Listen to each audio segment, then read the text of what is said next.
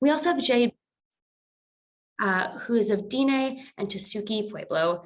She's an Indigenous rights and climate justice organizer, a narrative strategist, and a filmmaker. Jade has partnered with organizations and tribal nations from the Arctic to the Amazon to develop strategies, create stories, and build campaigns to mobilize engagement and impact around issues like climate change, Indigenous self-determination, and environmental justice. Jade is the Climate Justice Campaign Director at Indian Collective and serves on the White House Environmental Justice Advisory Council. So welcome both to Jade and Kailea. I'm going to pass it over to them to really tee up and set up our session. Thank you, Molly. Really appreciate that intro. Then I'm going to try and go into slideshow mode, but I don't know if that pulls it all up for you and you don't have to deal with seeing the tabs and stuff. Does that work? It works. Everyone? Thank you. Okay, really good. Awesome. Well, yeah, as Molly said, we really wanted to just introduce our work at NDN Collective to frame this session, which is really looking at a diverse grouping of different solutions. And that is something that NDN Collective is very, very dedicated to, building grassroots solutions, building solutions on our terms. We work and collaborate and support Indigenous peoples and communities and tribes primarily. So when we talk about solution building, we're really talking about solutions built by Indigenous peoples for Indigenous people. So very, very much by us, for us kind of sentiment over here. So NDN Collective, I'm going to read some different parts of what we call our ecosystem. As the name presents, we are a collective of various arms. And so I'm going to walk you all through that, but I just wanted to really highlight that NDN Collective, the model itself, is a theory of change and is a way to kind of reimagine, calling in our radical imaginations here, but reimagine how the typical nonprofit works. So we've branched out of just being a nonprofit C3 entity, and we have built these different arms so that we can operate in a diverse way to support our communities and our tribes and sovereign nations. So I'm going to begin with the NDN Foundation, which is where we do a lot of our grant making and providing fellowships to Indigenous individuals and organizations. We have the Radical Imagination Grant that supports artists across Indian country. Also, just to mention, we work, we believe that the borders very much crossed us, and as Indigenous peoples, we have always been here and migrated through these colonial borders. So we also support Indigenous folks in Mexico as well as so-called Canada. And we also have the NDN Changemaker Fellowship, which again serves people across Indian country and Indigenous territories to really just invest in their vision for change. And I will say, one of the reasons I came to NDN was because of these programs. I had never seen investments like this come into our community before, so it was an absolute game changer when I saw the level and the scale at which NDN Collective wanted to support not just tribes, not just communities, but individuals. As an artist, as someone who's been on that trajectory of being a change maker, I just thought that that was pretty amazing. And like I said, I've never seen that type of financial and resource investment into our community. So I believe what we're doing here is pretty radical. We also have the NDN Fund, and this is where we get into operating in many ways. So NDN Fund is the CDFI arm of our collective, a community development financial institution that provides large-scale debt capital and capacity building to Indigenous and community-based development projects throughout Indian country. So here we get to partner with different change makers and solutionaries in Indian country who are needing, a loan to start up their regenerative ag project or their project to implement food sovereignty or create food sovereignty in their community. So we have a really exciting list or roster of people that we work with and tribes that we work with to make sure that they have the resources to be able to build their solutions. We also, we have NDN Partners, which is our for-profit entity. And this exists to provide business advisory services through a fee-for-service model to NDN Collective and our partners. So here we get to become partners, business partners with both tribes and with individuals or groups across Indian country. This is also, many of you might have heard NDN Collective's work around the popular movement of Land Back. While our Land Back campaign focuses on policy and advocacy and narrative work, NDN Partners is really where we're able to acquire lands and work with tribes and work with individuals, people who are of those original lands and territories, to rematriate lands and to find ways to get creative with land back. So once we have the land back, what is it that we are doing? And this is really doing with that land. And this is really the space where we're able to collaborate and build partnerships and regenerative business or entrepreneurship to do something that's, like I said, regenerative and positive, and that's going to benefit not just the people, but the community around that place. So I'm going to pass it over to Kailea to share more about these other arms of NDN Collective. Good morning. I just want to say that my son just woke up in my office. Yeah, maybe you'll hear some pitter pattering of little feet or a door opening behind me at some point. But just building off of what Jade was saying, we have NDN Holdings. So that's another for-profit holding company, that builds assets and gets land back. So as Jade was saying, it builds upon the work with NDN Partners by transitioning land, real estate, and building ownership back to Indigenous control. And, just wanting again to echo what Jade said around NDN Partners, partners and holdings is really how we do the land back work. Oftentimes people ask, like, how does that happen? And it's actually within these two areas that we acquire land.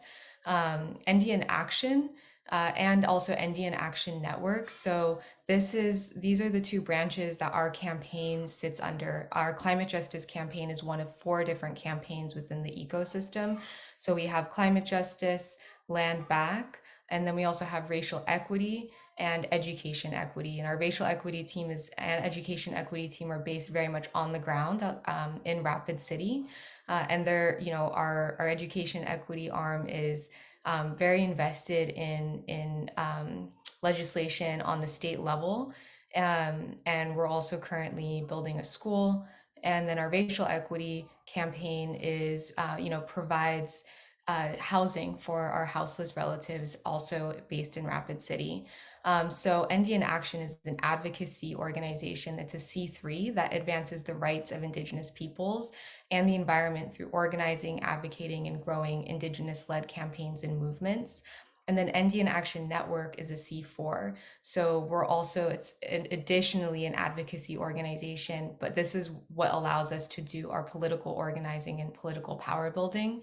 So here we advance our rights through direct action, policy, and lobbying efforts. And then there's, NDN Collective, which is all of what we're umbrellaed under and what we're named for. But the collective sets the mission and vision for the entirety of the ecosystem to ensure that the work remains interconnected, mutually reinforcing, and operating as a regenerative ecosystem.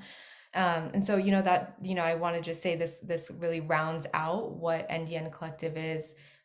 Jade and I wanted to take the time this morning to just give that overview, because oftentimes those that are familiar with NDN Collective might most be familiar with us through one of our campaigns or through an online social platform, and oftentimes it's just touching the tip of the iceberg. I think a lot of people don't actually fully understand truly the broad and holistic and diverse ways that we are truly building power for Indigenous peoples. So Jade, do you want to take us over to the next slide?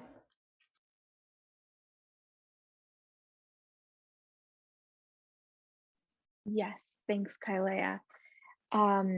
Yeah, thank you for kind of framing that up too, and just wanting to underscore, there's, I think at NDN Collective, we really see that there's a diversity of problems, as you all well know. And so we need to have a diverse approach to solving these problems. And we're really committed to not being the only model like this. So you will see us in the coming months and years years ahead of us, that we will be really just training other regions to develop a similar model so that this work can be hyper localized.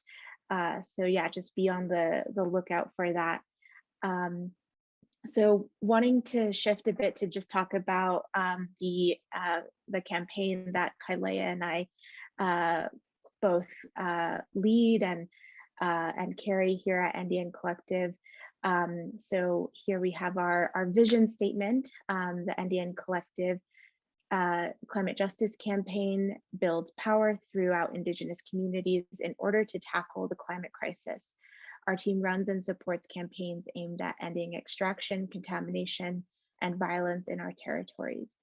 We advance policy changes, coalition building, and advocacy while supporting the solutions-based work happening across our nations that utilize traditional ecological knowledge in order to develop climate adaptive solutions that reflect our values of living with respect for all sources of life. And before I pass it over to Kailea to share more about, what our campaign hopes to, inspire in other campaigns and other work, that's in relation to land and building Indigenous power. Something that we really carry here in the climate justice campaign is this thinking of what if the best times are ahead of us. And that's really also a sentiment that we hold dearly at NDN Collective, that we know that we're going to be facing a challenging future with climate change, but we have the tools, the skills, the knowledge already to heal, to make this place make this earth a better, more equitable, just place. And so that's really where what that sentiment gets to, but also how can we use our radical imaginations to really envision what that looks like, or what that is, that future that is more sustainable and more equitable, like I said. So passing it over to you, Kailea. Thank you. So, as it says here, our campaign, we really understand ourselves as laying the groundwork for furthering other parts of our collective. So, for example, our Land Back campaign, which seeks to return Native lands to Native hands.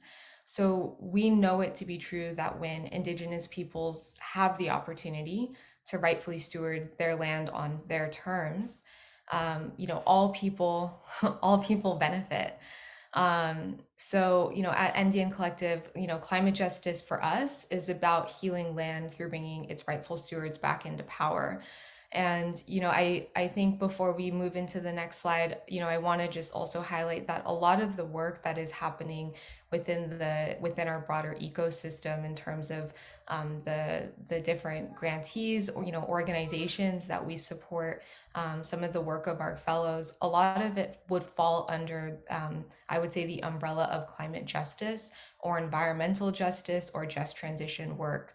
And so, as Jane was saying, we're at this critical moment in time, and with our campaign, we're really wanting to bring forward, this understanding that Indigenous peoples have always held a clear understanding of how to be in a close relationship and dialogue with natural spaces, and are actually the very first and original climate scientists.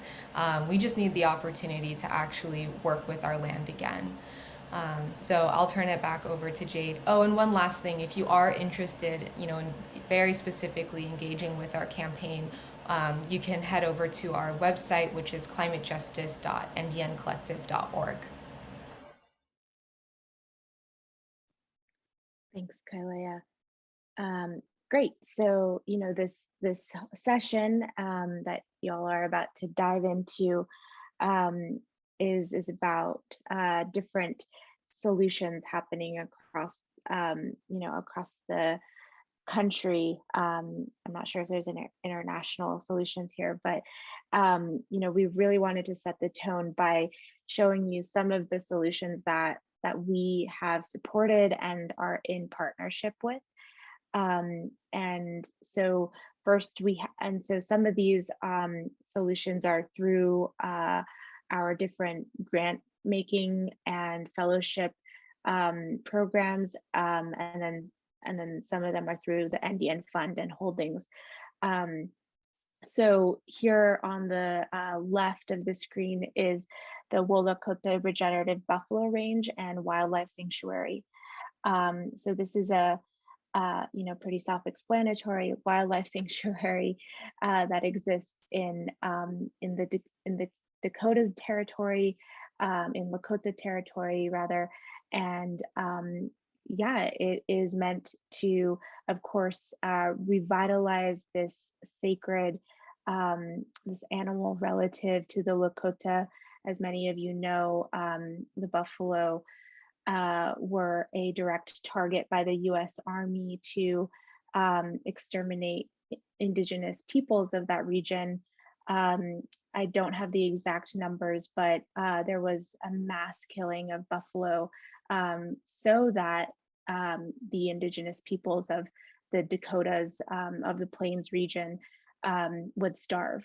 And so, revitalizing this this animal, this relative, like I said, is more than just revitalizing biodiversity. It's really reclaiming our relationship with this animal, and also there's many benefits to the ecosystem. I've heard really amazing stories of how buffaloes carry seeds in their hide, so when they roll around in the dirt and then they run, they're literally spreading seeds across the lands. And so this project is not just about the buffalo and bringing back the populations, but it's about making a healthier ecosystem, revitalizing biodiversity. And then there's the bonus of supporting a indigenous community, a local economy. And so there's jobs involved. And so this is a really exciting project that we've been able to support with financial support and also being there to advise on the business model. And so passing it over to Kailea to talk more about another model that we are supporting at the moment. Thank you, Jade. One thing I also just wanted to briefly say is that through our fellowship and our grantees and our impact investment, NDN Collective has actually worked with hundreds of indigenous individuals, organizations, indigenous-led entities, and tribes. So just to say that we just like picked 2 projects, but there are many, many more. We just picked 2 for this morning to highlight. So like NDN Collective, the Hopi Tutsqua Permaculture Institute is a systems approach organization. So they are addressing inequity and injustice in a holistic and multifaceted way. And I wanted to highlight their regenerative new home construction loan financing program for low income Hopi families and individuals to have the opportunity to realize their dream of owning passive solar energy efficient homes. So they have created a natural building construction program, a student education program aimed at building low capacity, building in a low capacity way to address the extreme housing need that exists within indigenous communities. And this work ultimately provides a pathway for Hopi families to build equity and stability in communities that are outside of traditional Western financing models, which are really built upon a foundation of exclusion. So I just want to say, I think the way that they're working with the concept of permaculture, I think is really how permaculture was meant to be worked with. Of course, there's very much like the land aspect and getting people's hands working with plants and design, but it's expanded. It's about how it is that we can create thriving communities and thriving societies. So that was a part of why we wanted to bring them as a highlight to you all this morning. Thank you, Kailea. Yeah, and just to mention that NDN Collective was born out of the model of it's the Thunder Valley Community Development and program, or well, it's more than a program. It's a model, like I said, but this community development, this housing development exists in Pine Ridge, one of the most impoverished indigenous communities in the nation. And so Nick, the founder, CEO of and president of NDN Collective, also started Thunder Valley. And as Kailea said, this model is addressing so many different issues. It's providing housing, it's providing food sovereignty, cultural revitalization by having community be together and able to offer different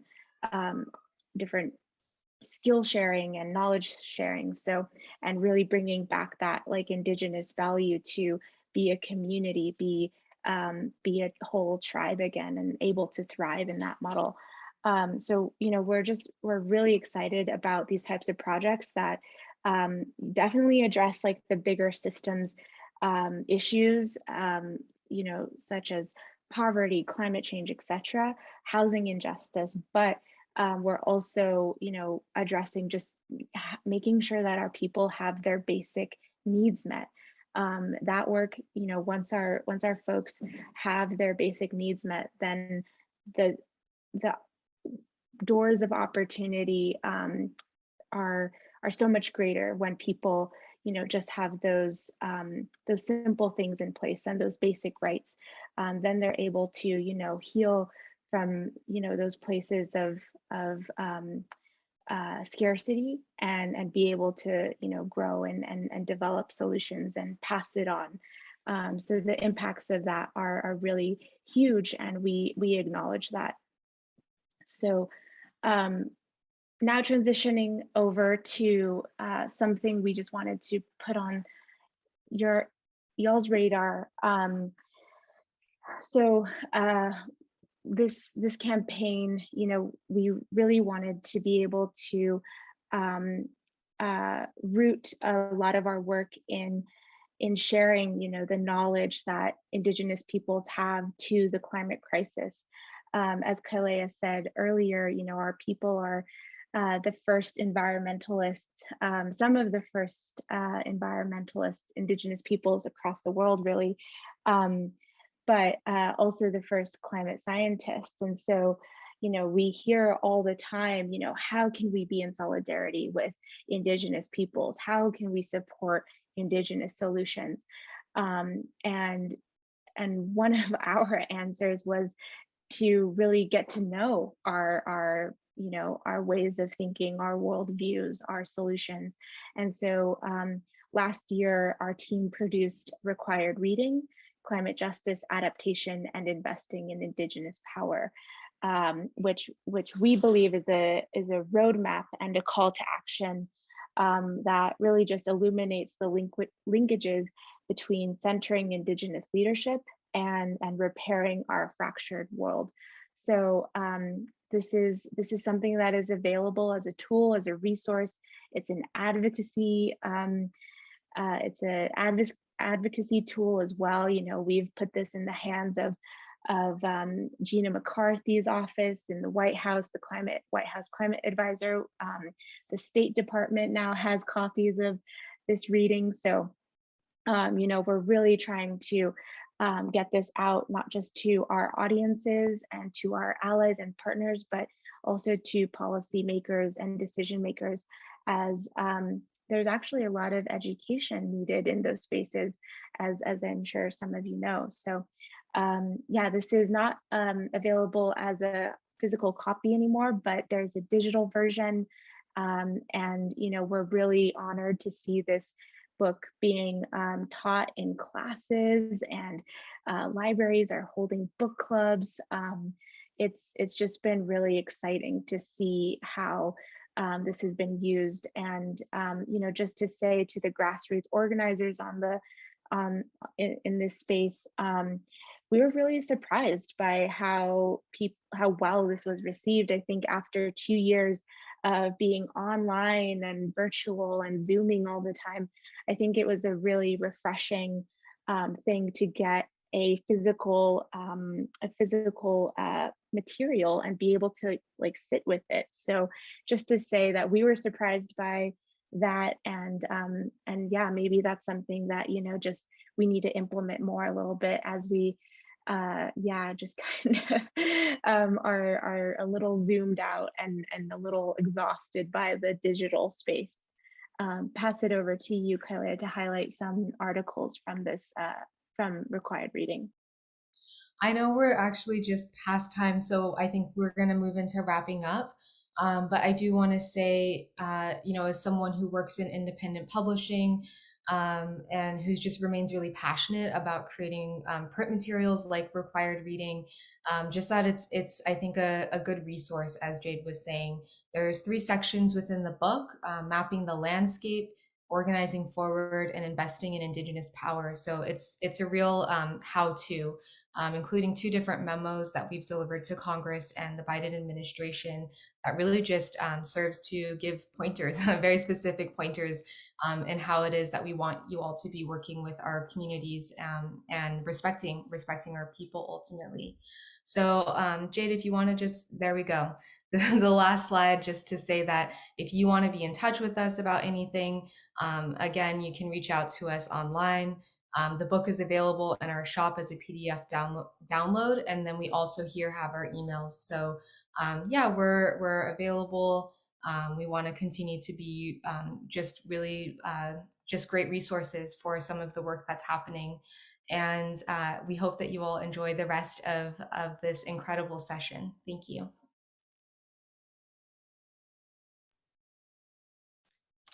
Thank you so much, Jade and Kailea. Really appreciate you giving that overview of your work, the Required Reading. And I know you all have just been a wonderful partner to us throughout the whole kind of iterations of this summit. So really appreciate that. So without further ado, let's get to our showcase and highlighting the 7 incredible leaders that we have here with us today. Before I let all 7 of them introduce themselves, I'm just going to give a brief overview of what the rest of the session is going to look like. So the showcase is just really intended to provide a more intimate setting for all of our audience members to interact with these amazing grassroots leaders. So to that end, there are going to be 7 different breakout rooms, all with different speakers. This session, the rest of the session is going to last roughly an hour and is basically going to be split into roughly 3 20-minute rounds, each with a different focus. So the first is focused on the sustainability challenges. The second is on solutions. And the third is really about how institutions have played a role, positive or negative, in implementing these solutions. So I'll talk about this a little bit at the end before we go into breakouts, but we do encourage audience members to rotate to different rooms between each of these 3 rounds. So you'll have 2 opportunities to rotate.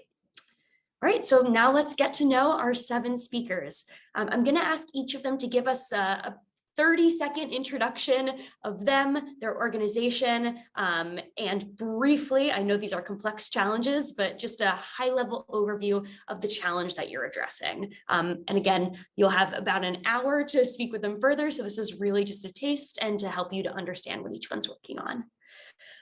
All right, so with that, let us start off with Enrique. Hi guys, can you guys see me? I can't see myself. Yes.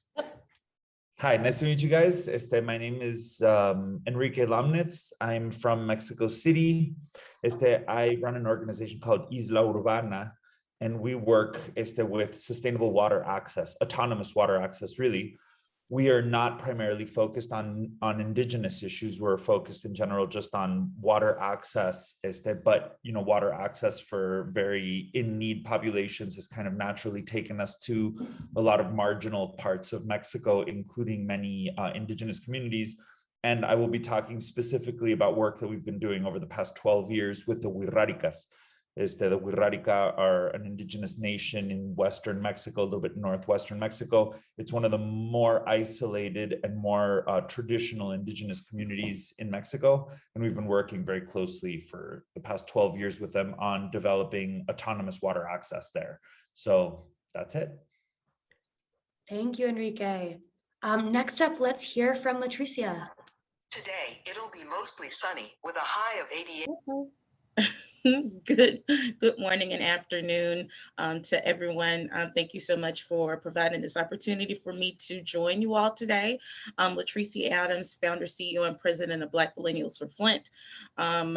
Our namesake definitely is pretty straightforward. We were created and established in the wake of the Flint water crisis, where we specifically focus on the eradication of lead in all of its forms. So not just with water, but also soil, housing, consumer products, just mitigating or supporting the mitigation of lead exposure, particularly in the most hard-hit communities, which are Black, Latinx, and Indigenous.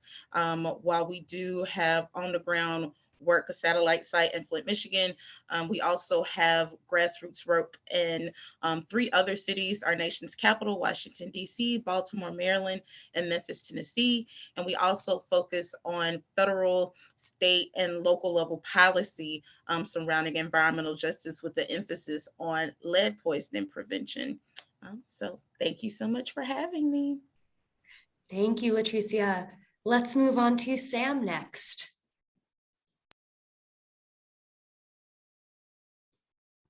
My name is Sam Schimmel. I'm Siberian Yupik and Kanaitse Indian from Kenai, Alaska. I run an organization called Operation Fish Chop, which is dedicated to combating food insecurity of Native populations. Really what we're looking at is kind of food insecurity that's exacerbated by climate change.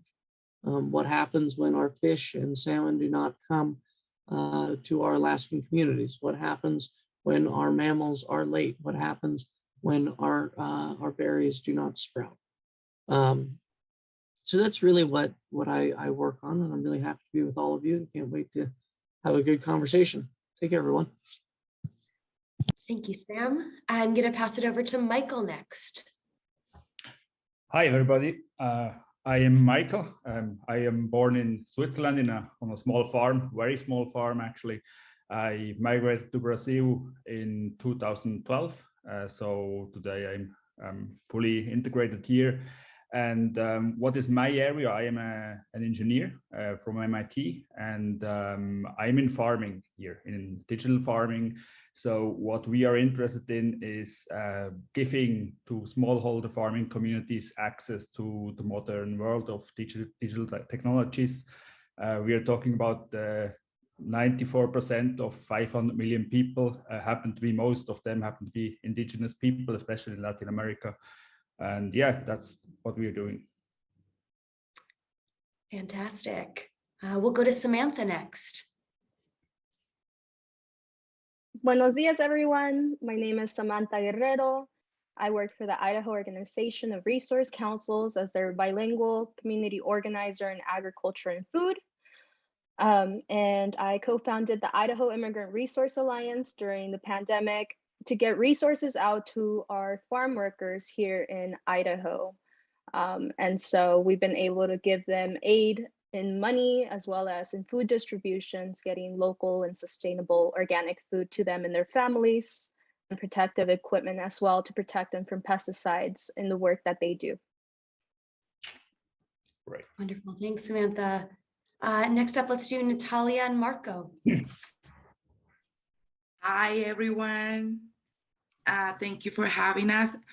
We have a different format. We are two people. So I just wanted to check if we are set up with translation, because Marcos is gonna speak in Spanish after me. Yes, we are, but we are for the breakouts, if that's okay. So in the breakout, we will have the live translation set up. Yeah, I would like him to share the details of the initiative. So I don't know if we can, I'm sorry, if we can set up now with translation. I think it's easier. People can just, Sure. Yeah, we can totally do that. Okay. Okay. So in order for everyone to listen to Marcos, we're gonna ask you to join the English channel so that you can listen to him in English. So very quickly here, just give me 1 second. If you're joining from your laptop, there's a button of interpretation in the banner at the bottom, and you can press the channel English. If you're joining from your phone, you can press the 3 little dots and then language interpretation to join the English channel so that you can hear him. Thank you, Monica, and apologies. Thank you. So my name is Natalia Mosquera. I'm the director, I'm a program director at MIT CoLab, MIT Community Innovators Lab. We are a lab into DAS, the Department of Architecture and Urban Planning. And we are a lab that works with different partners in the US and now in Colombia. I'm based in Colombia, and the initiative that you are gonna know today is one of the initiative that is happening in Colombia, and we have an amazing leader with us. So I will pass to Marco, so he can give us an overview of the initiative that he leads in Buenaventura, Colombia. Thank you.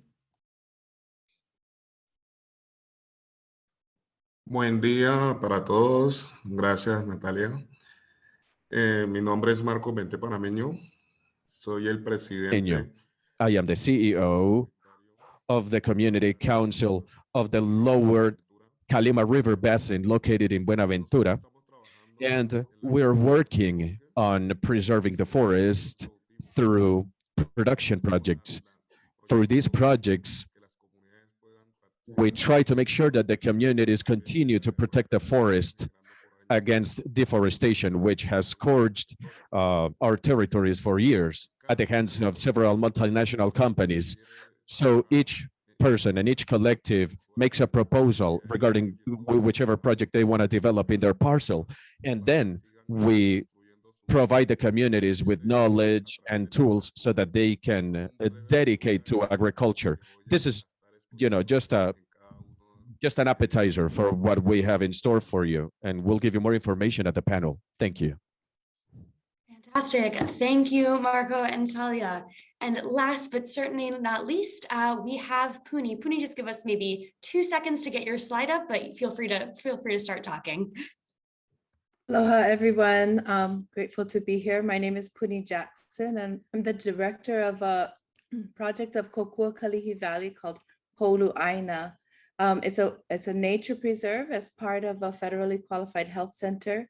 We focus on food production in terms of community food sovereignty, native reforestation, gathering, lohe'aina, which is like bringing people together to remember that the land is our source, it's our ancestor, our mother.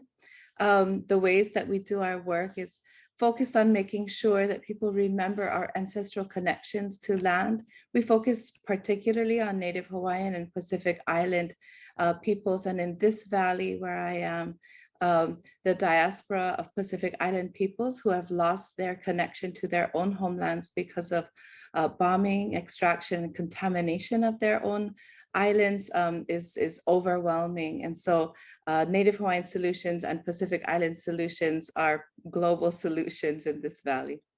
Mahalo so much for having me. Wonderful. Thank you, Puni. And again, thank you to all 8 of our speakers. I'm really excited to hear from all of you during this session. So just a quick review of some of the logistics and reminders before we let you actually get into speaking with these incredible leaders. We're going to have a separate breakout room for each of the 7 speakers or the 7 pairs. Each of these 20-minute sessions, which is divided between the challenges, the solutions, and kind of institutions and support, is also going to be about maybe 50% moderated discussion and then 50% Q&A. So you'll all have really a great chance to ask questions to these phenomenal leaders. Again, encourage you to rotate between rooms between these sessions. However, I just ask that you don't leave in the middle of sessions before these designated 20-minute marks are up. This just is going to be kind of disruptive to our speakers just due to the intimate nature of this breakouts. So final reminders as we are getting these breakout rooms set up. Again, just encourage you to ask questions.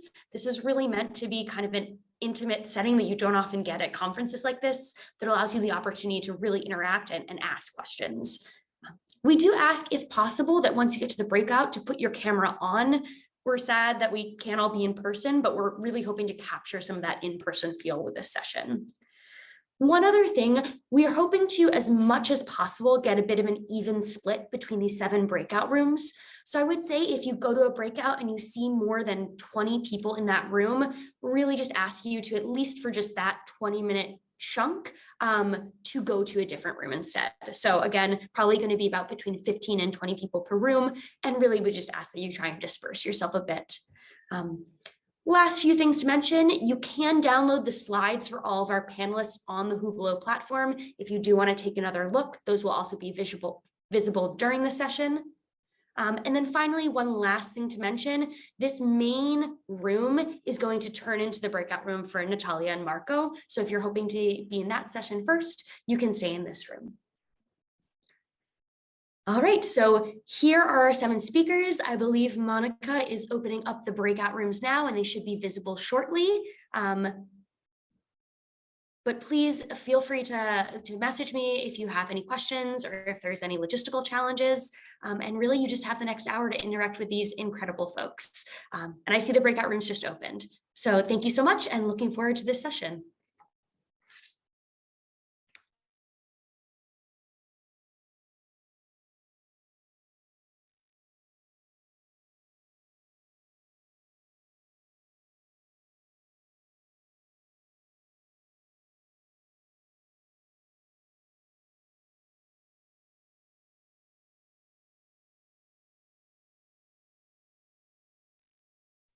So I know this main room is going to be for Natalia and Marco from MIT CoLab, the project in Colombia. We'll give a couple of minutes because there's still a lot of people that are finding their way to the other room. So let's give it a couple of minutes before we start this one.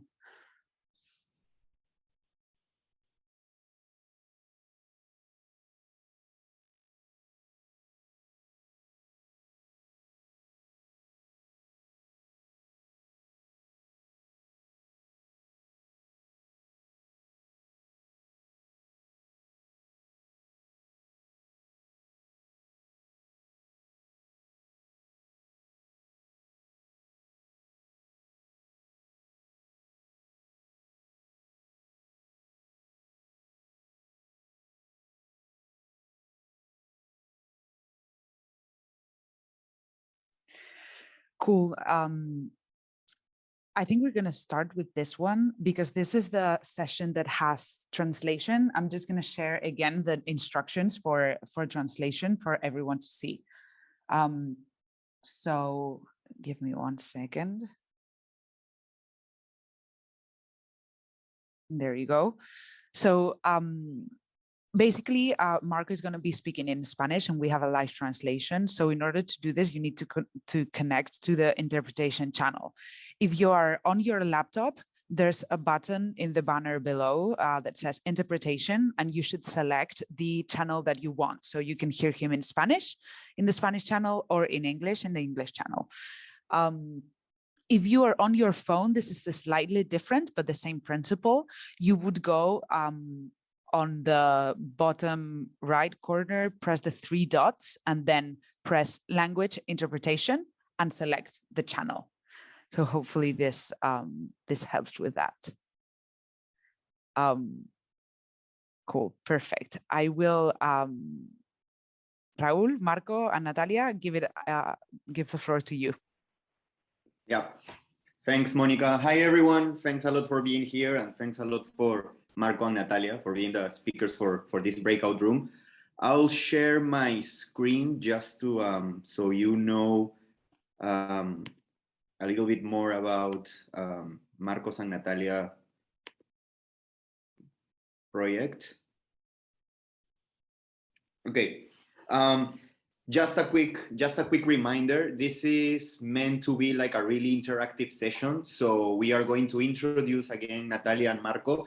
Then we are going to ask them like a couple of questions related to the challenges that they are facing in their communities and in the work they are doing.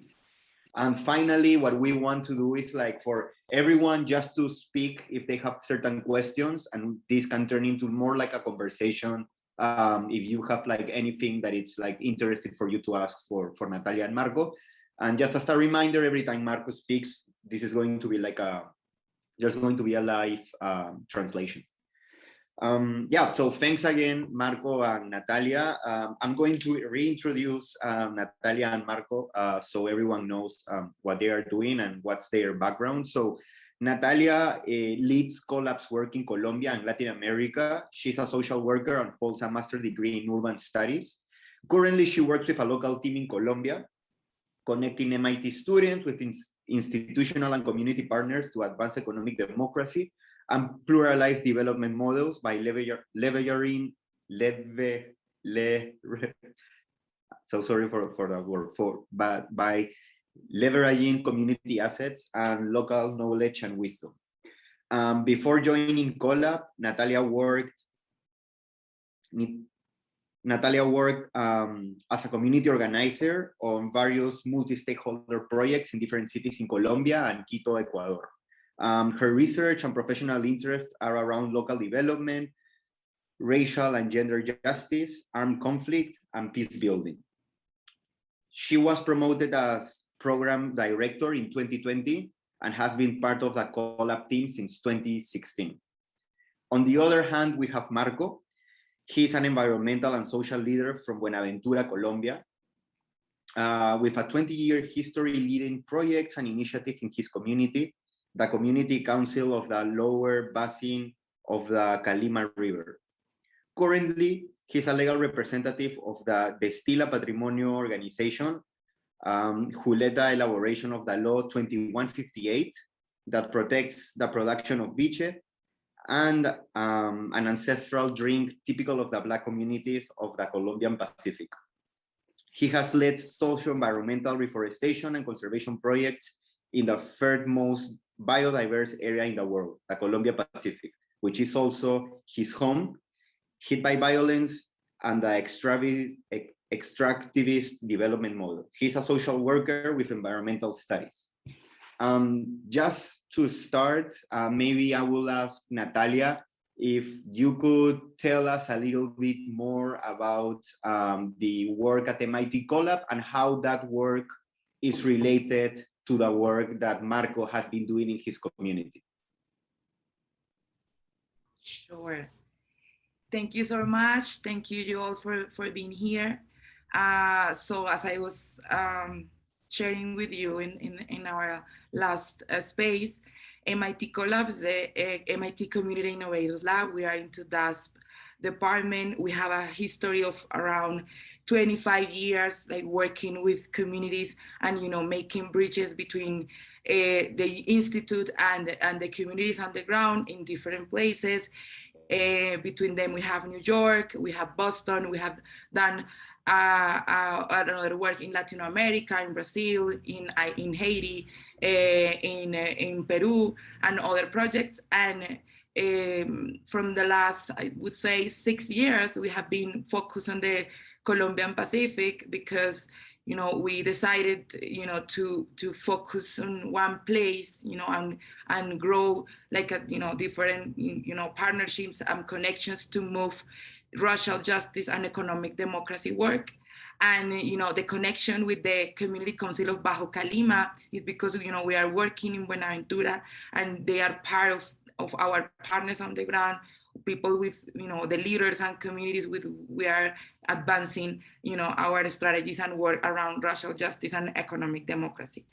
I met Marco, I think 2 years ago. You know, we have been like, you know, working together. We have been like, you know, developing different, you know, strategies to advance and connect our work. Marcus, you know, is a very important leader in his community.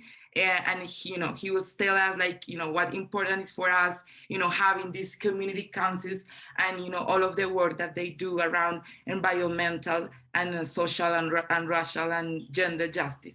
So thank you. And, you know, I threw the ball to you.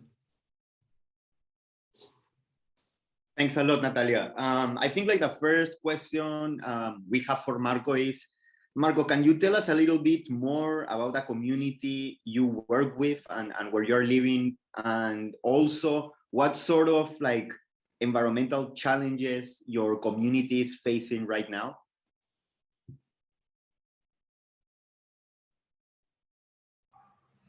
Buen día, gracias. Nosotros, bueno, soy de la comunidad del Bajo Calima, del municipio de Buenaventura, del departamento del Valle del Cauca, Colombia. Tenemos el Consejo Comunitario está conformado por 10 comunidades que tiene 4.025 habitantes, 10 comunidades y 1.325 familias. Desde ahí venimos trabajando todo el tema de la conservación por medio de proyectos productivos. Esta zona del Bajo Calima fue en los años 60 devastada por una multinacional, Cartón de Colombia, Smurfit Cartón de Colombia, se llama esta multinacional, que en los años del 60 hasta el 90 hizo la devastación o la tala del bosque. Y desde la creación de la Ley 70, nos organizamos por consejos comunitarios y empezamos a hacer la protección y la conservación del bosque. Uno de los desafíos más difíciles que tenemos en estos momentos son la presencia de los diferentes grupos armados que están en nuestro territorio, que impiden a veces poder avanzar en estos proyectos que tenemos comunitarios. Pero también a la misma vez la comunidad hace resistencia para seguir fortaleciendo cada uno de los proyectos de vida que tenemos o el plan de vida que tenemos en general para las comunidades. Digamos, a rasgo, es como los grandes desafíos que tenemos en este momento en nuestros territorios. Gracias. Thanks a lot, Marco. And I really understand like what are the current conflicts and what other like environmental challenges have the community been facing like over time, and how those like environmental challenges have been evolving like over the years. There has been some environmental challenges that you were able to face like maybe successfully, and what was that process like?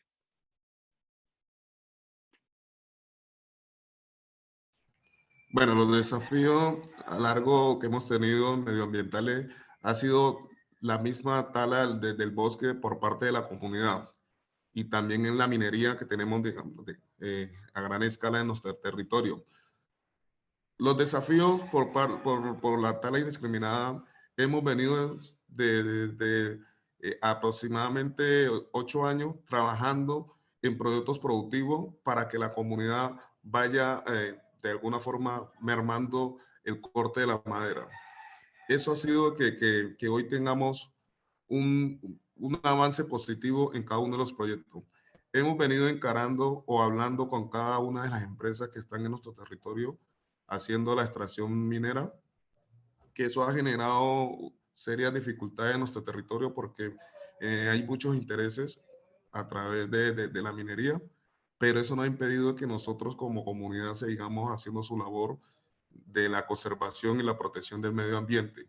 Eso ha sido y sigue siendo uno de los problemas medioambientales que tenemos en nuestro territorio, a raíz de otros que se vienen sumando, como son el uso de cultivos ilícitos, que estamos también enfrentando en nuestras comunidades con los diferentes entes que vienen promocionando cada uno de esa siembra de esos cultivos. No sé si respondí tu pregunta.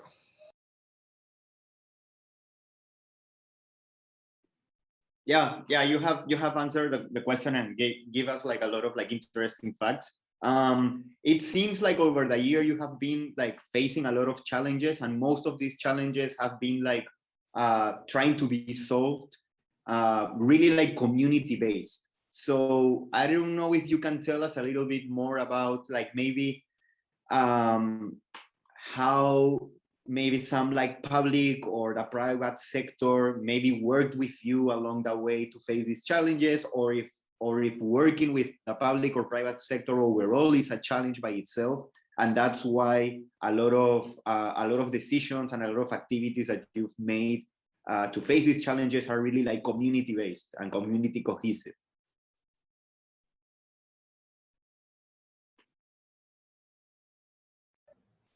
Claro que sí.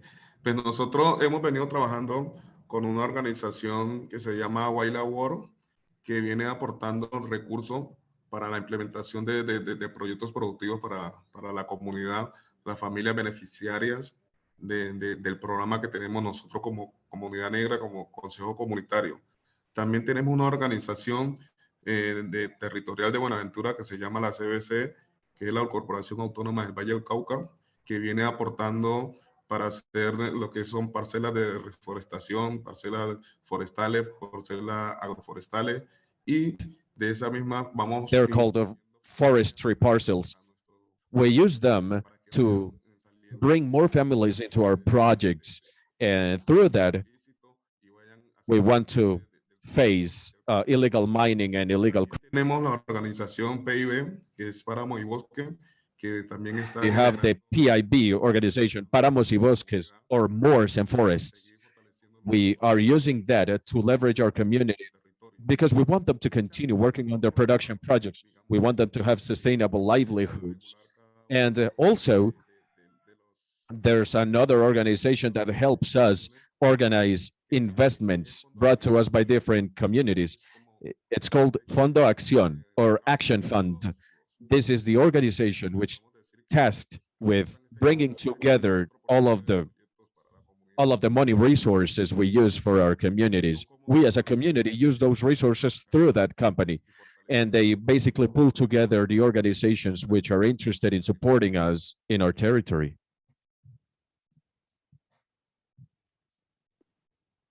Thanks a lot, Marco. So it's really like you've been organizing your community a lot, but also like been working with different stakeholders to face these challenges.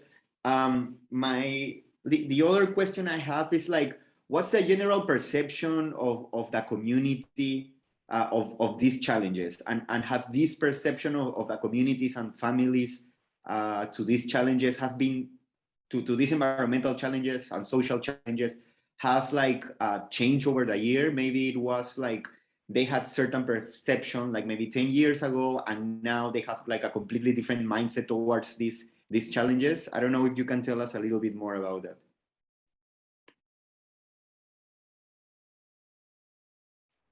Bueno, hace 20 años, pues las personas. Well, you know, 20 years ago, I guess people in our territories lived from cutting down trees, you know, because that's what Smurfit Cartón de Colombia taught the Black communities. They taught us to cut wood and just cut wood and cut wood and cut wood. Another portion of our community did artisanal mining, and another portion of our community were fishermen, you know, they were fisher people. Through the social projects we have, the community mindset has been changing. Tenemos nosotros de dejar ya el corte de la madera y poderse vincular con proyectos productivos, proyectos sociales que puedan mejorar su calidad de vida de cada una de esas familias. Y de también a los que están, se dedican a la minería, hoy hemos ido recuperando muchas de esas personas y poder seguir que se sigan vinculando. Tenemos los proyectos que tenemos para cada una de esas familias, son la siembra de plátano, la siembra de arroz, caña y el tema de papachina. También estamos trabajando en la transformación de cada uno de esos productos que salen de nuestra región y poder ayudar en la comercialización a nivel nacional, porque todavía estamos trabajando a ver cómo podemos hacer alianza de también poder hacer exportación internacional de nuestro producto y que este proyecto siga fortaleciendo, que al 2030 que tenemos la meta de este proyecto, poder que todas las familias se dediquen a producir cada una de esas líneas que acabé de nombrar y dejen el corte de la madera o la minería artesanal y seguir fortaleciéndonos como pueblo. Gracias.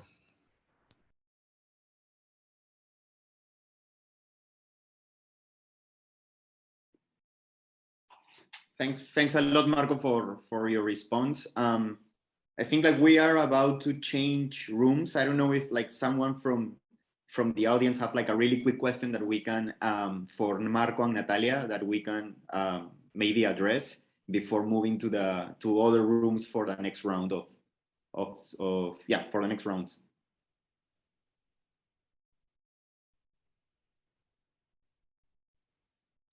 Yeah, so in fact, the next round has already happened. So there are some newcomers. So feel free to jump a little bit to doing recap and starting the next round.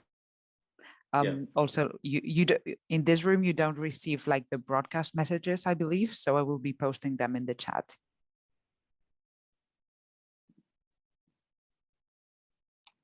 Okay, thank you, Monica. Yeah, so welcome to the new people that have just joined. Just so you know, we are here with Marco and Natalia, and yeah, you have to be sure that you have the translation option activated, because every time we will ask Marco some questions, we have a live translation that will be happening.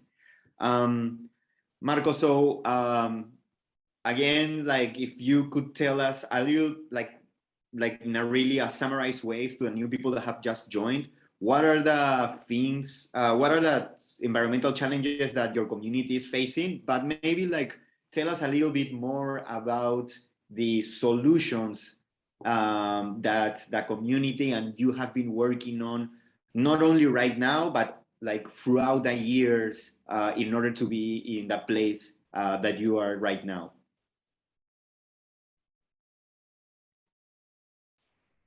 Bueno, los desafíos, buen día, perdón, de nuevo. Los desafíos medioambientales que hemos venido teniendo por largo de todo este tiempo ha sido la minería a gran escala. Tenemos la tala del bosque, que ha sido por generaciones, por décadas que se ha venido haciendo esta actividad, y el uso, la siembra de cultivos ilícitos. Eso ha sido, digamos, por años, hasta ahora venimos sufriendo ese mismo problema.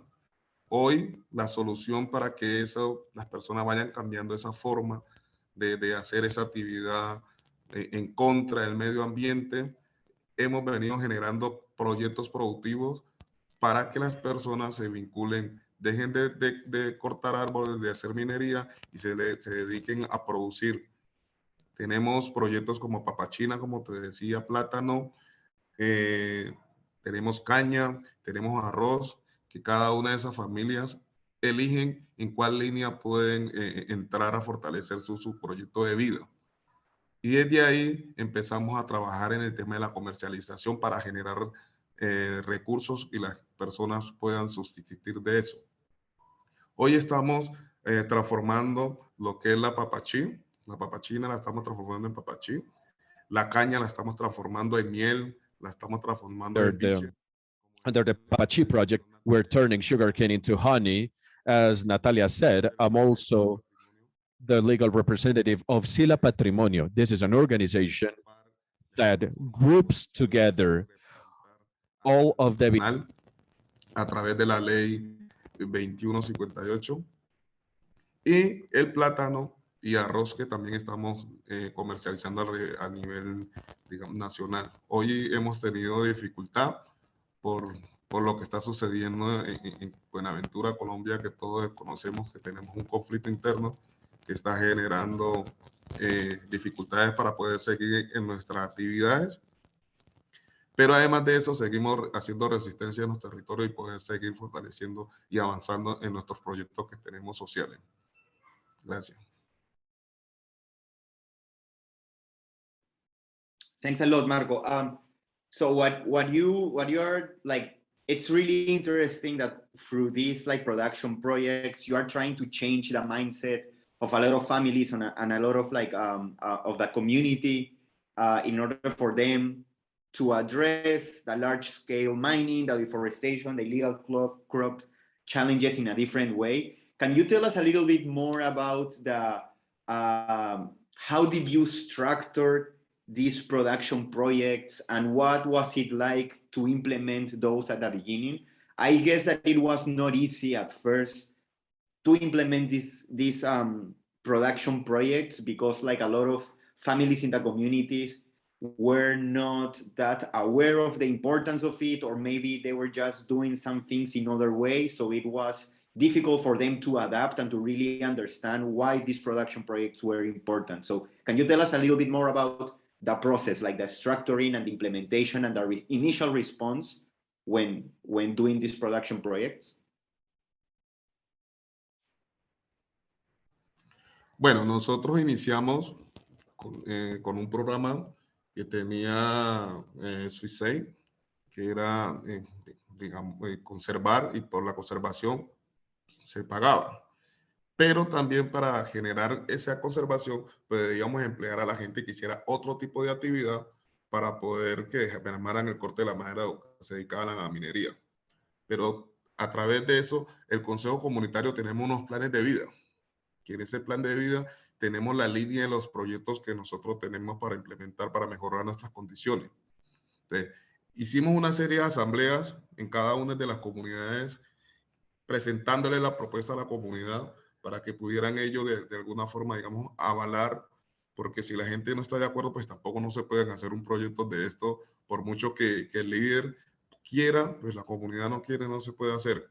Y la comunidad se le presentó, miraron con buenos ojos y dijeron, sí, vamos a trabajar en esta propuesta, pero que sea un proyecto que sea incluyente, donde la gente pueda también se le pueda escuchar, puedan tener sugerencias, cada una de esas cosas. Entonces empezamos a construir, empezamos a elaborar, a hacer unas parcelas de mediciones, donde se mide la cantidad de carbono que captura cada parcela, cada árbol, y desde ahí se empezó a implementar así cada uno de los proyectos. Entonces, la comunidad, a través de ver que también ese corte de la madera es un trabajo muy difícil para la comunidad y lo que genera a nivel económico es mínimo. Entonces empezamos a generar que las personas sembraran una hectárea de plátano, pero le pagamos su jornal mientras está haciendo la actividad de mantenimiento de esa parcela. Entonces nosotros le pagamos el jornal y las personas siguen subsistiendo de eso. Cuando la parcela ya produce, entonces ese producto es de la persona, de la familia. Ellos se dedican a sacar el producto y nosotros le ayudamos a buscar el comercio. Quién se lo compre y poderlo sacar a cada uno de los mercados locales. De esa forma, entonces las comunidades, claro, aceptaron y empezaron a muchos a salirse del corte de la madera y a meterse en este proyecto que tenemos. Hoy tenemos 255 familias que están vinculadas directamente en el proyecto. Vinculadas directamente y indirectamente tenemos otra cantidad que son aproximadamente 1,000 personas que vienen directamente a beneficiarse. Y seguimos creciendo con estas propuestas que tenemos. Ustedes de ahí, la comunidad empezaron y hoy siguen ellos mismos protegiendo esta propuesta. Ya nosotros no necesitamos tanto de estar en las comunidades explicando, porque ellos ya se apersonaron de esta propuesta y siguen generando y conversando a los demás que están haciendo la actividad negativa, que se pasen a la actividad positiva. Eso fue un desafío que no fue tan fácil como lo estoy contando, pero a raíz del tiempo, de las semanas, meses, pudieron entender y hoy tenemos un proyecto positivo en nuestra zona.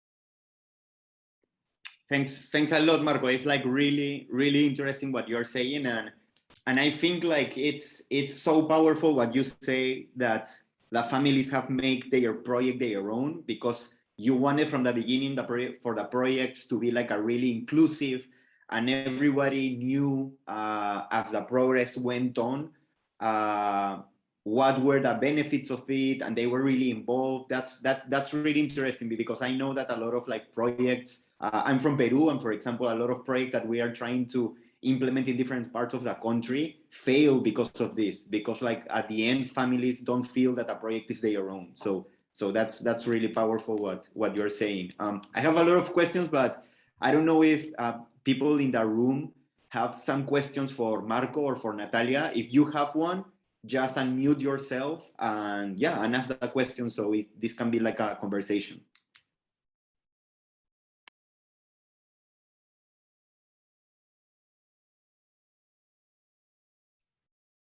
I see one question in the chat, and I also have, sorry. No, you go first. You go first. If you're talking about me because I put something in the chat, I'll go ahead. So thank you so much, Marcos, for sharing this information. And I love that that the trees and really became their own, and they're proud, and I think that was great. But my question is related to carbon markets. Around the globe, there are a lot of companies are trying to find offsets for their carbon emissions, and it would seem that reforestation might be a really great way to help fund the work that you're doing. I'm not a carbon markets person, but I know people who are. Anyway, that's my question.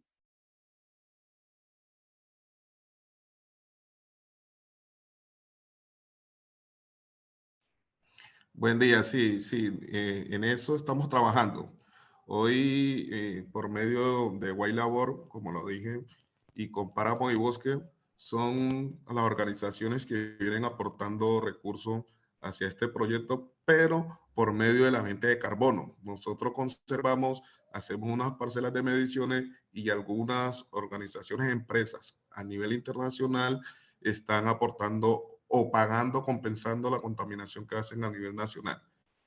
Estamos trabajando nosotros como en la reforestación en parcelas, sembrando árboles, porque además es una política de gobierno de sembrar una serie de árboles por este periodo, y entonces entre eso entramos nosotros. El gobierno implementa recursos, todavía no ha llegado los recursos a las comunidades negras e indígenas que hacen parte del Pacífico colombiano, para seguir implementando la siembra de árboles. Pero además nosotros tenemos unas zonas que por décadas han venido conservando. Tenemos bosque primario, que tenemos unos gestores ambientales que hacen parte de hacer un control y vigilancia en los territorios. Pero sí, tenemos los recursos que estamos obteniendo son por parte de venta de carbono de las hectárea que tenemos en nuestro territorio. Algo que se me ha faltado es que el territorio del Consejo Comunitario tiene 66.724 hectáreas. De esas hectáreas tenemos 50.000 hectáreas que hacen parte del proyecto, 50.000 que están en áreas de conservación y protección, donde hacemos monitoreo, está la biodiversidad, todo lo que entra en este proyecto. Es muy bonito que pudieran conocer ustedes más que lo que yo les cuento, pero que pudieran conocer en territorio cuando tú sales a campo y encuentras la serie de animales caminando en el bosque sin ninguna restricción, como son, digamos, en nombres nacionales o nombres aquí locales, la guagua, el guatín, el armadillo, el tigre, hay leones, es muy bonito. Y eso se va generando a través de la conservación. Cuando tú conservas un bosque, encuentras cantidades de animales, de la fauna, flora, muy hermoso. Es como eso. Gracias.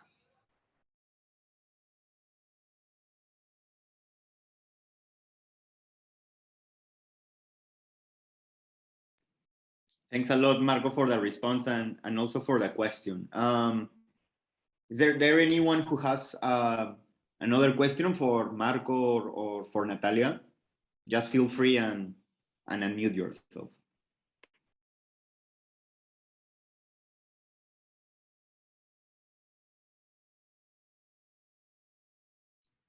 I have one question, if there is no one who wants to. So I want to ask Marco to tell us more about the biche. Biche is an ancestral drinking that lately gained a law, and Marcos is one of the leaders of that process. And that process, I think, is very important because it mixes the economic with the environmental dimension, which is very important, and Marco, as Marco, is showing us. So I want, Marco to tell us more about that fight, what it means for you, for the Black communities in the Pacific region of Colombia.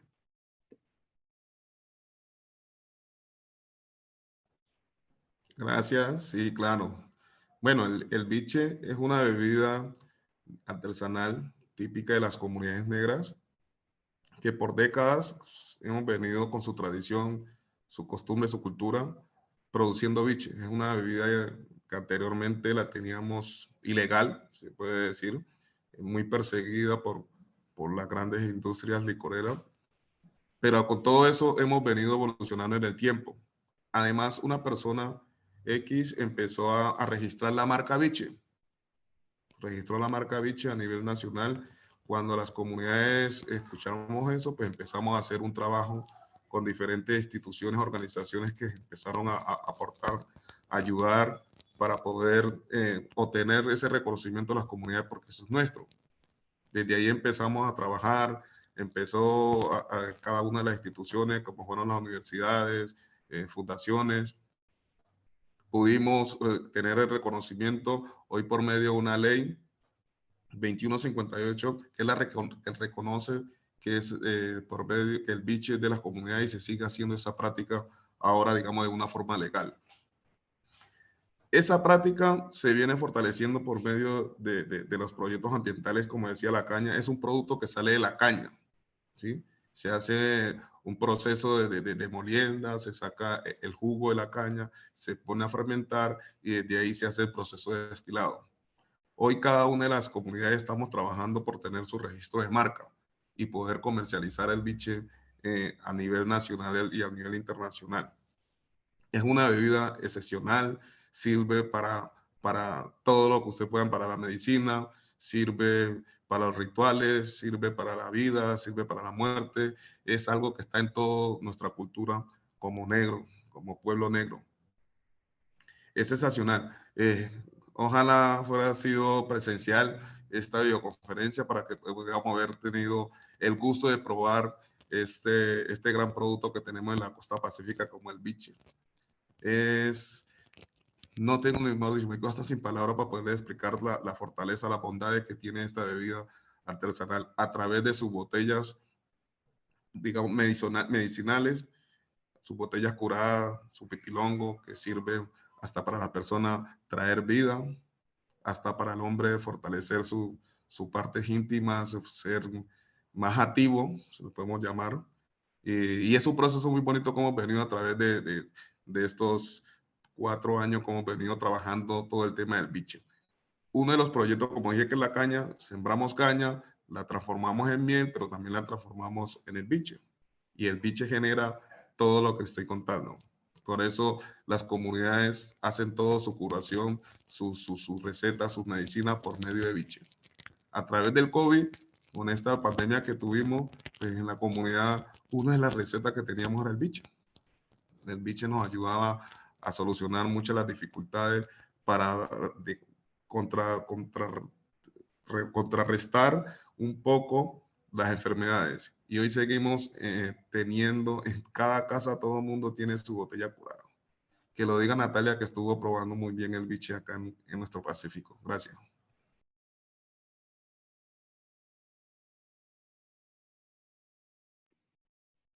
Thanks a lot, Marcos, for the answer, and related to like all the things you are doing around Biche and all the other like production projects that you mentioned. Like, I wanted to know, like, what are the plans like moving forward, like in the next 5 to 10 years? Are you thinking of creating like more production projects, or maybe adjusting or changing some of the projects that you are currently implementing? Like, what are the overall plans and maybe goals or the things that you want to achieve, like in the next like 5 to 10 years? Una de las metas es que las comunidades puedan tener todos estos productos que acabé de nombrar, transformarlos, porque nosotros en Colombia somos buenos para entregar la materia bruta, si se puede llamar así, pero hoy queremos tener transformación en los territorios y poder empezar a exportar todos estos productos a nivel internacional sin tener intermediario y poder tener una mejor ganancia y así mejorar las condiciones en las comunidades. Si podemos lograr eso, pensaría que eso es a 5 años poder tener que cada unas microempresas familiares y que puedan transmitir o enviar todos sus productos a nivel nacional e internacional y seguir mejorando. Y que cada vez sea mucho más familias vinculadas a este programa, a este proyecto que tenemos, por medio de la transformación, no de comercializar el producto en bruto, sino la transformación, los productos que se puedan. Hoy estamos trabajando, como te decía, en el tema de la caña, la transformación de la caña, que la estamos transformando en miel o en panela y en biche. El arroz, un arroz orgánico que también lo estamos comercializando, y la papachina, que la tenemos ya transformada en papachí. Sí, se está haciendo tortas, se están haciendo panes, se están haciendo diferentes productos, porque es una harina como si fuera cualquier otra harina que se pueda generar a nivel mundial. Entonces, el objetivo es a 5 años poder tener todos nuestros productos garantizados y que se puedan comercializar a nivel nacional y conocer más de esta propuesta que tenemos nosotros a nivel local. Gracias.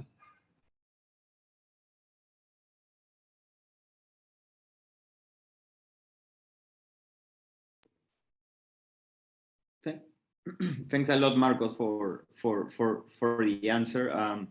Again, I'm just like encouraging people, like if they have any questions, they can just like jump in and ask the questions directly to Marcos or to Natalia.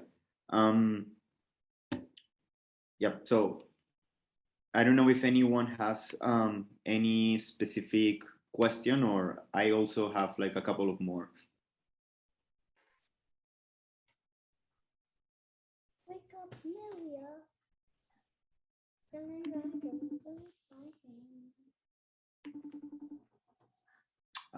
Okay, so I have like another question that's also like for Marco and maybe for Natalia. Like, ti voglio far vedere una cosa. Guarda, sono a questa conferenza virtuale su Zoom in tempo reale stanno parlando in spagnolo perché sono in Brasile, no? E c'è questo bottone qua, vedi, che va inglese, spagnolo. Tu adesso li senti parlare nella loro lingua e traduci in maniera automatica. Aspetta, senti. Adesso devono fare una domanda, al momento in cui sono in silenzio. È una conferenza sulla sostenibilità. I think like someone unmuted but didn't ask a question. Yeah, I think like we have a question. Sí. Nikki.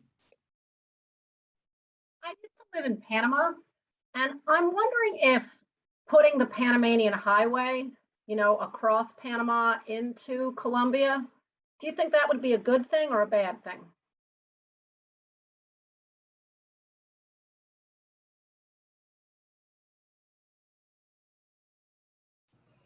Bueno, buen día. Sí, no, es algo negativo.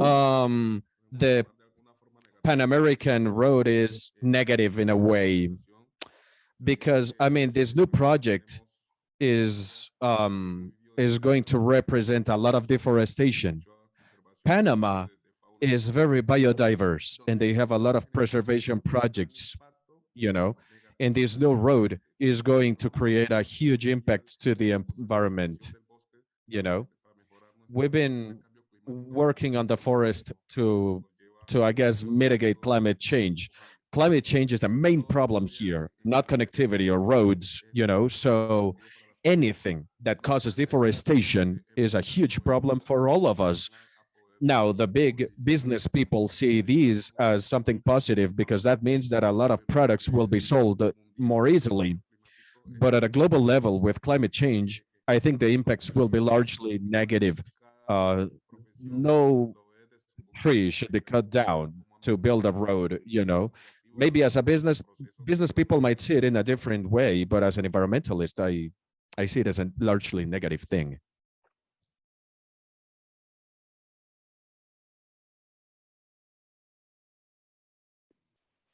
Thanks, Marcos. I maybe have a question for you and also for Natalia. Like looking forward, how do you see the community's collaboration with other like organizations or with other institutions? How important, like what are the things that you have learned from collaborating with different stakeholders throughout the year to implement these production projects? And yeah, how do you see this like collaboration work with the public and the private sector, like looking forward to achieve the things that Marcos told us that the community wanted to achieve?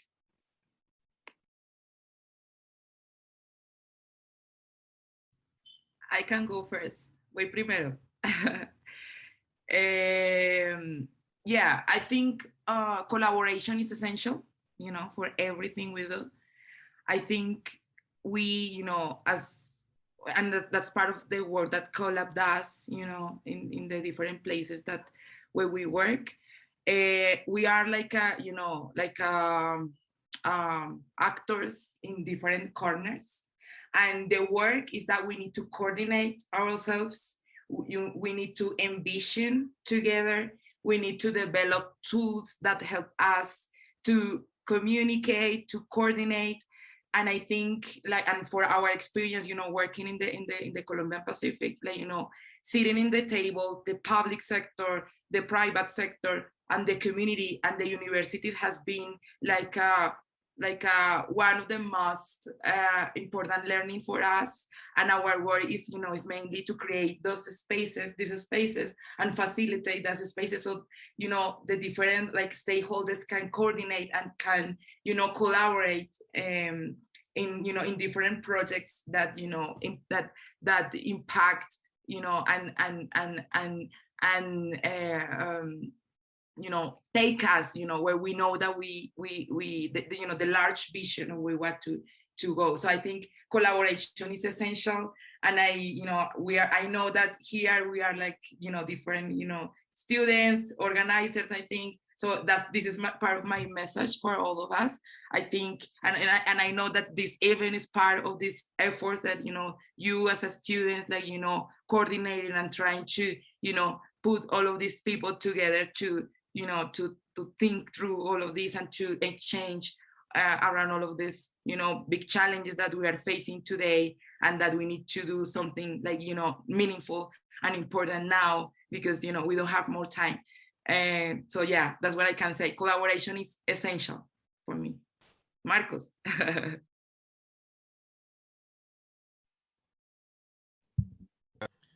Sí, claro. I agree, sure. Collaboration is, I guess, the foundation behind all of our projects. Without all of these organizations who have made contributions to us economically and otherwise, we wouldn't have been able to develop our proposals or continue working the way we have been. So collaboration is absolutely important. We need more allies. We need more partners. Hopefully we'll get more allies and more partners to develop our communities. Thank you.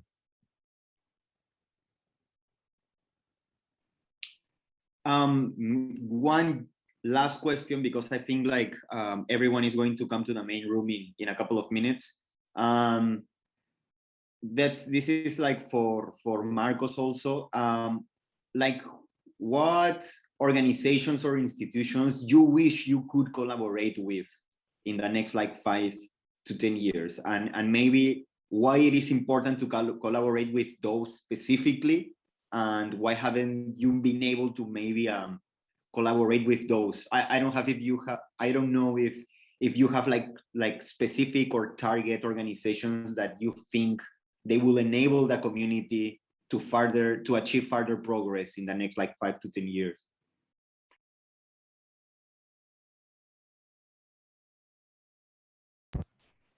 Bueno, sí, igual nosotros. Well, at a national level, we have organizations which in some way we would like to see joining our program to improve livelihoods.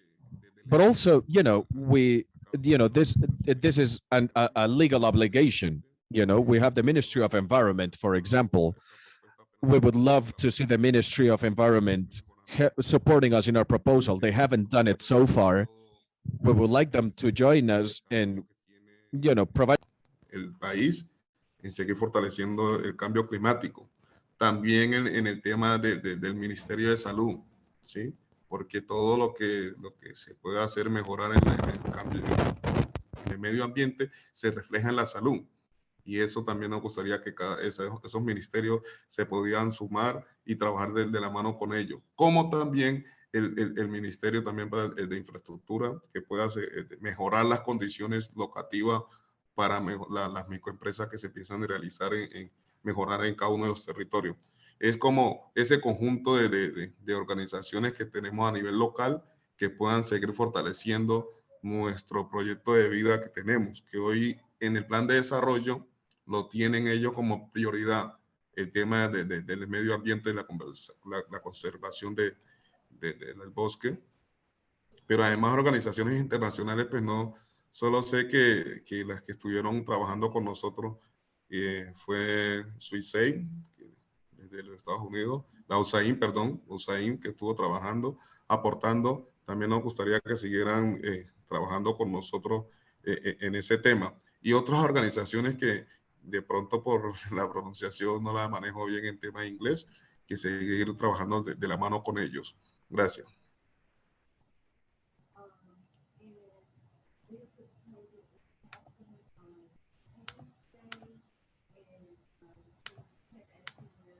Oh, thanks a lot, Marco, for all the great information that you have been like providing us with.